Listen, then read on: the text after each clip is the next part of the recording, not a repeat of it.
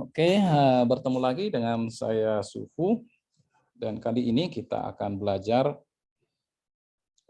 mengenai studi kasus ya. Ada yang meminta, jadi dia punya beberapa EA, entah dari mana, kemudian dia aktifkan di beberapa chart ya, di beberapa chart. Tapi EA ini tidak punya maksimum risiko, nggak ada batasan risiko maksimum.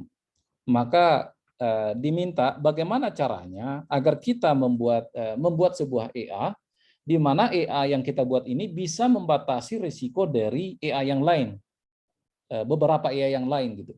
Jadi kalau misalnya maksimum risikonya 5%, kalau sudah tercapai 5%, maka EA yang lain itu berhenti semua dan transaksi yang ada ditutup. Nah, untuk hal tersebut ada beberapa cara. Nah, salah satunya adalah bisa dengan menutup semua transaksi yang ada, close ya. Setelah dapat target, ya dihitung targetnya dengan pakai EA yang lain. Diaktifkan EA yang lain itu di chart yang baru. Kemudian dihitung dicek risikonya. Misalnya kalau risikonya 5%, berarti kalau dalam account ini 48.000 modalnya, maka kalau sudah 2.400 loss-nya ya di close semua transaksi, lalu setelah itu dimatikan auto tradingnya. Ini dimatikan, sehingga EA lain nggak bisa melakukan order lagi. Tetapi kelemahannya adalah sementara dia melakukan close, bisa saja EA lain sudah mengorder lagi. Ya tergantung dari strategi yang dipakai di EA itu, logika yang dipakai di EA itu. Nah, itu salah satu kelemahannya. Dan kemudian kelemahan kedua bahwa kalau mau pakai yang seperti itu, mengaktifkan ini ya, mengaktifkan dan mendisable dan mengenable auto trading atau algo, itu perlu pakai DLL. Misal di sini, perlu aktifkan DLL-nya. Dan itu ya, harusnya kalau bisa nggak pakai DLL itu lebih bagus. Nah, jadi gimana caranya? Yang kedua adalah dengan cara EA tersebut, EA yang dibuat ini menghitung risikonya, dan kalau sudah tercapai, maka yang pertama dilakukan adalah meng-close chart dari EA yang dijalankan di chart lain. Jadi semua chart lain di-close, hanya chart dia sendiri yang aktif. Setelah di-close, maka tentu saja EA yang lain itu nggak bisa lagi melakukan transaksi karena chartnya sudah di-close. Setelah itu barulah dia menutup semua transaksi yang ada. Nah, yang ini aman dan tidak perlu pakai DLL, nggak perlu pakai mengaktifkan DLL. Nah, walaupun ada tugas berikutnya adalah bagaimana mengaktifkan chart itu lagi, misalnya kalau risk limitnya itu adalah per minggu atau per hari, bagaimana mengaktifkan itu lagi. Nah, itu bisa juga kita aktifkan kembali, tetapi bukan di video ini. Nah, nanti kita akan buat lagi video berikutnya mengenai itu. Nah, yang pertama adalah bagaimana untuk melimit dulu yang tadi itu. Menutup chart yang lain dan menutup semua transaksi. Oke. Tentu saja untuk menghitung risk ya, risiko, kita buat perhitungannya berdasarkan equity. Saya setting dulu di sini fontnya yang paling besar. Oke. Nah, saya buat setting di sini slippage saya buat ya terserah bisa diatur sendiri. Nah, extern ini max risk 5% ya. 5%, lalu ya tentu saja terserah mau beberapa ya. Kemudian ini reset risk record. Ini nanti saya jelaskan. Kemudian, nah ini saya buat event set millisecond timer 500, artinya pengecekan 2 kali per detik. Karena ordernya bisa saja ada di pair-pair lain, ya, di AUDJP, kemudian gold, silver, dan lain sebagainya, sedangkan EA hanya kita aktifkan di satu pair, maka tidak tepat kalau kita buat itu di on tick. Yang lebih tepat itu adalah di on timer, karena yang mau dicek adalah multi pair. Gitu. Nah, ini kalau mau dipercepat, dia bisa diatur jadi 100 misalnya, tapi menurut saya 500 juga oke, 1000 bahkan oke, millisecond ya. Nah, kemudian yang kita lakukan adalah mencatat equity ketika diaktifkan close and stop ini, close and stop. Ketika diaktifkan, ya saya buat namanya ya close and stop. Ketika diaktifkan, maka dia harus mencatat equity awalnya berapa. Nah, di sini saya buat dengan equity awal itu disimpan di global variable. Global variable itu adalah di tools global variable. Nah, di sini. Di global variable ini kalau disimpan di sini, maka MetaTrader mungkin restart, dia aktif lagi, dia tetap mencatat equity yang terakhir. Nah, kalau kita nggak buat di sini, maka tentu saja, misalnya kita udah target ini, risk-nya 5%. Nanti ketika tiba-tiba chart ketutup, nggak sengaja, MetaTrader hang close, buka lagi, ya dia mencatat baru lagi, maka risk-nya itu nggak pas gitu. Nah, makanya saya buat di global variable. Nah, ketika pertama kali diaktifkan, dia cek. Nah, apakah reset risk record? Nah, maksudnya record yang di global variable apakah di reset atau itu yang digunakan? Nah, kalau misalnya mau di reset, ya ini dibuat true ya di setting. Nah, ketika mengaktifkannya, mana tadi namanya? Ah, ini. Oke. Nah, ini dibuat jadi true. Nah, artinya dia nggak perhitungkan dari yang sebelumnya. Yang ketika di global variable itu dia tidak perhitungkan. Jadi oke, maka dia hitung mulai dari awal. Nah, oke. Nah, ini saya buat false. Jadi harus menghitung yang global variable yang sebelumnya. Nah, jadi di sini disebutkan if result risk record, maka dia menyimpan global variable set ya. Global variable set ini adalah untuk menyimpan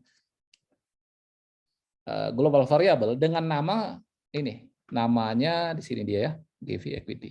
Ya, kebetulan nama variabelnya sama dengan nama di sini. Ya, berbeda juga nggak ada masalah ya. Di set. Dan simpannya informasinya adalah account equity. Nah, di sini. Nah, tetapi kalau misalnya risk record-nya adalah false, nah ini else ya, maka dia cek apakah ada global variable. Nah, ini get ini adalah untuk mendapatkan global variable yang ada di sini. Kan di sini mungkin saja ada beberapa global variable. Nah, dia mencoba mendapatkannya apakah ada dengan nama GV equity. Kalau ada, maka masukkan nilainya ke last equity di sini. Last equity. Ini kan sudah ada kita buat variabel last equity. Kemudian oke, di sini kalau tidak ada. Nah, kalau tidak ada, maka last equity sama dengan yang equity yang sekarang, account equity. Lalu setelah itu global variable set give equity sama dengan account equity, ya disimpan. Kalau belum ada, maka disimpan. Tapi if nih ya, ini jika tidak ada baru jalankan perintah di bawah ini. Tetapi kalau ada, ya sudah. Kalau ada berarti datanya sudah langsung masuk ke last equity. Berarti udah selesai kan, ada datanya di global variable. Kalau nggak ada di set. Kalau ada ya sudah, berarti nggak ada masalah. Nah, kemudian setelah itu adalah mengecek setiap saat soal risk-nya. Nah, masuk kita ke sini. Saya buat fungsi can check risk ya. Saya dapatkan, saya cek last equity. Nah, global variable get. Nah, tentu saja ini ada. Pasti ada karena kenapa? Karena di on ini sudah kita set, kita atur. Kalau nggak ada ya dibuat. Kalau ada ya dibiarkan. Gitu. Kalau ternyata di reset ya dibuat ulang. Nah, gitu. Bukan dibuat ulang ya, diisi nilai yang baru. Nah, kemudian dapatlah dia nilai last equity-nya, equity terakhirnya. Kemudian risk-nya berapa? Nah, risk-nya berapa? Harusnya di equity berapa dia berhenti? Nah, cara perhitungannya adalah last equity-nya berapa dikali dengan 100% kurang max risk-nya. 100 kurang max risk persen berapa? Kalau misalnya di set 5, berarti 100 kurang 5, berarti 95 per 100 ya, 95% dikali last equity. Jadi dapatlah dia limit dari risk equity-nya berapa. Nah, kemudian logika berikutnya, kalau account equity itu yang equity berjalan ya, sudah lebih kecil atau sama dengan risk equity, kalau sudah sampai limitnya, maka ya di close lah chartnya, di close semua transaksi. Lalu set lah global variable yang baru dengan equity yang baru. Nah, untuk menjalankan berikutnya kalau misalnya diperlukan. Nah, kemudian kita masuk ke fungsi can close all chart. Nah, close all chart. Sini ya, bagaimana dia meng-close chart?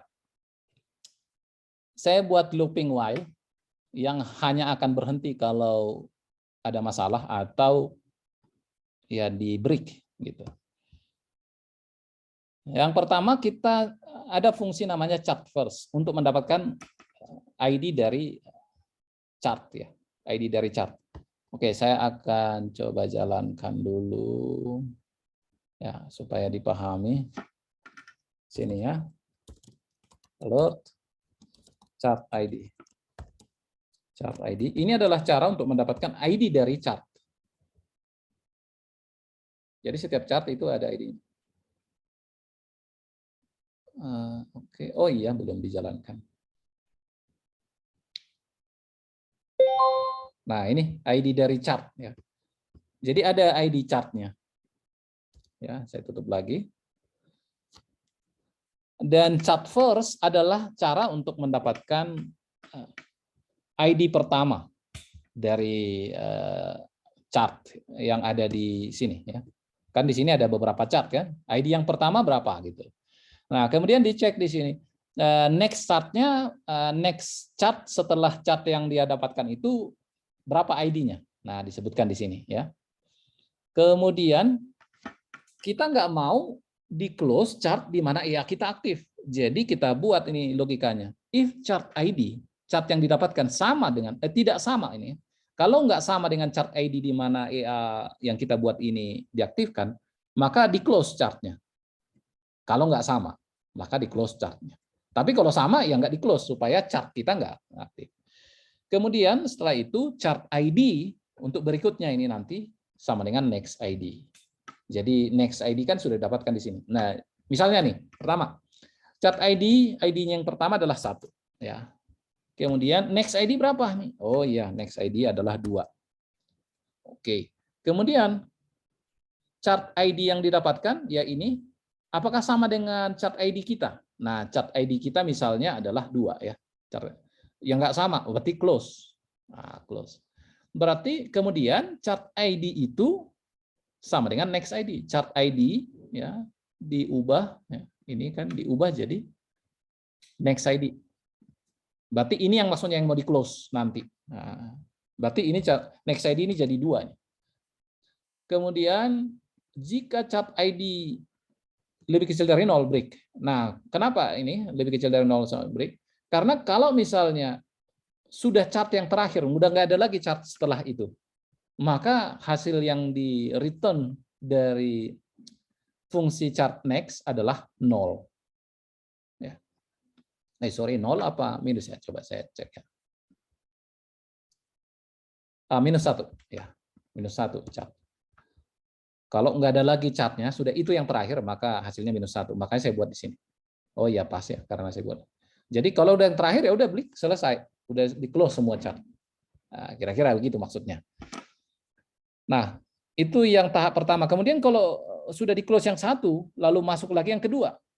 Nah, karena kan ini looping ya, ulang lagi. Nah, maka yang kedua adalah chart ID. Oke, chart ID yang kedua adalah dengan, oh ya ini, masuklah ke perintah ini. Karena ini statik, maka nggak masuk lagi ke perintah ini kan. Long next ID. Next ID adalah chart next dari chart ID. Nah, misalnya ini adalah nggak ada lagi ya, minus 1.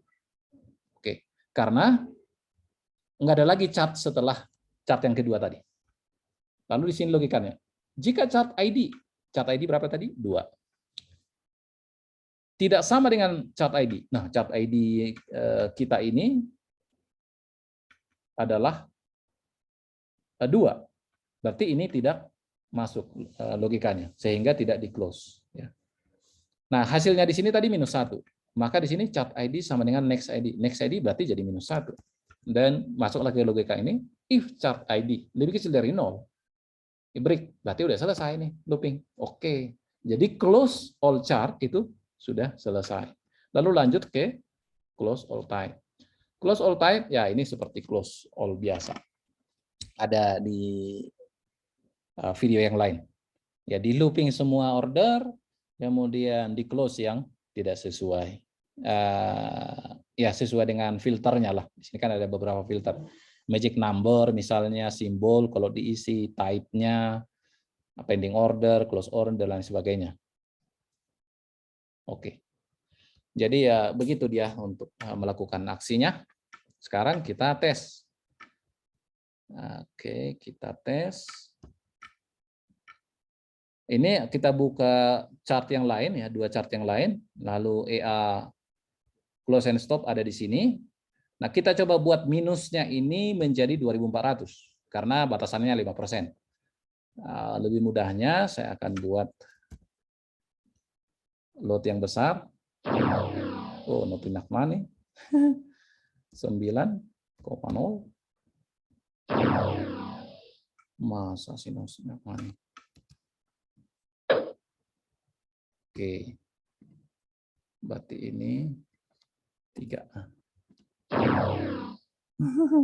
2. Oh, susah nih bikin. Ini kayaknya leverage-nya. Leverage. 1000. Oke, saya tutup dulu ini. Saya ubah batasannya jadi 1% ya.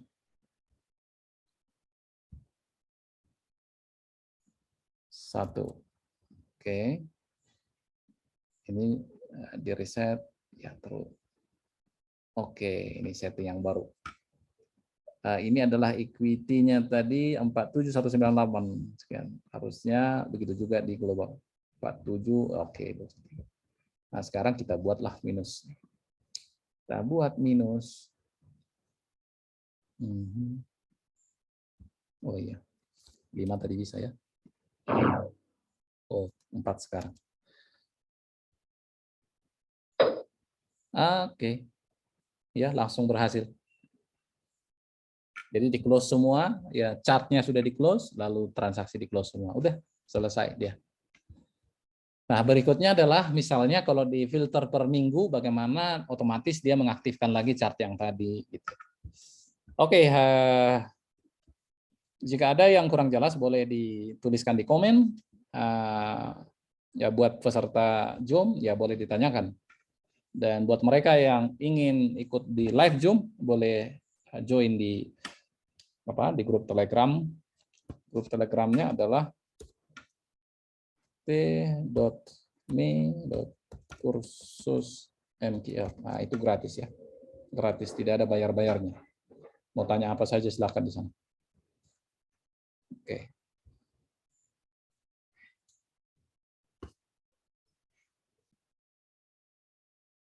Ya, kalau mau codingnya ini ya harusnya di grup ya. Tapi kalau misalnya belajar ya lebih bagus jangan copy paste tapi lebih bagus diketik ulang. Namun beberapa saya coba sertakan di link deskripsi. Jadi silahkan cek deskripsi. Hanya di deskripsi itu nggak bisa ini pakai lebih kecil lebih besar. Nah, itu persoalannya. Sehingga kalau kita copy ke sana nggak bisa. Oke, jadi lebih bagus barangkali kalau mau codingnya dan minta codingnya di join grup Telegram. Ya, semoga pelajaran yang saya sampaikan bermanfaat. Mohon maaf jika ada kesalahan, tapi kalau bisa ya kalau ada kesalahan diberitahu kesalahannya. Semoga teman-teman semua sehat selalu dan ya terhindar dari para penipu ya karena sangat banyak penipu di dunia forex. Tapi terutama dari semuanya adalah teman-teman tidak terlibat menjadi bagian dari para penipu. Kalaupun sempat itu terlibat, lebih baguslah tinggalkan segera. Ya, karena akan sangat banyak orang yang menderita, terutama permainan robot-robot Ponzi nggak ada gunanya kita menumpuk harta, tetapi kita menumpuknya dari penderitaan orang lain. Oke, semoga sehat selalu teman-teman. Goodbye. Wassalam.